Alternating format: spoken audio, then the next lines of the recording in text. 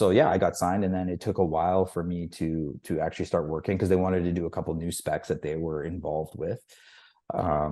And it took a while to get those scripts ready, get them shot. And then by the time I got those, I actually started working almost immediately, not huge jobs, but I got a couple jobs almost right away. And it was great. It was a huge learning process because it was my first time working with a big client, with a big ad agency.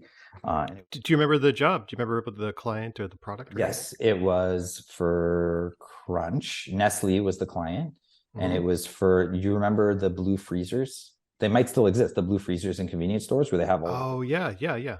All the frozen. Yeah, yeah. yeah, it was for that. It was for Nestle. It was like their blue freezer thing. There was a blue Okay. freezer ad. It was like an ad. It was like literally a freezer trying to hide in a closet. Okay. Do you remember why they picked you? Because you were inexperienced at the time. What do you remember the process or like?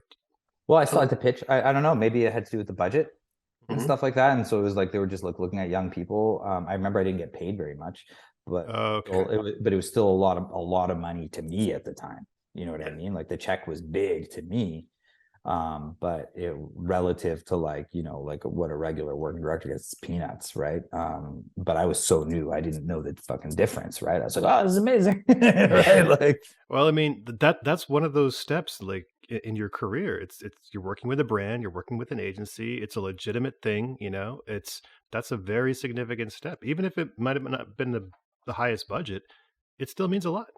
absolutely. And but I still had to pitch on it too, right? So like that's a Mhm. big part of commercial directing is, Oh, we'll get into that. We'll get into that for yeah. sure. So Yeah. I had to pitch on it, and I just think they really liked my approach. Like I remember thinking my approach, like I liked my approach. Like my whole approach was like around like making this freezer into a character, and like, like, which is pure cinema to me, right? When you take an inanimate object and like make it a character, like Yeah. I think that's one of like the greatest tools of cinema. And I remember that exactly. I remember taking that approach in the pitch and pitching it that way. And I could even tell in the moment when I pitched it, like it resonated well when I did that. Mm. Because the boards The were very straightforward. I do remember that specifically, the boards being kind of like, eh. So I was just trying to find some way to like give it something.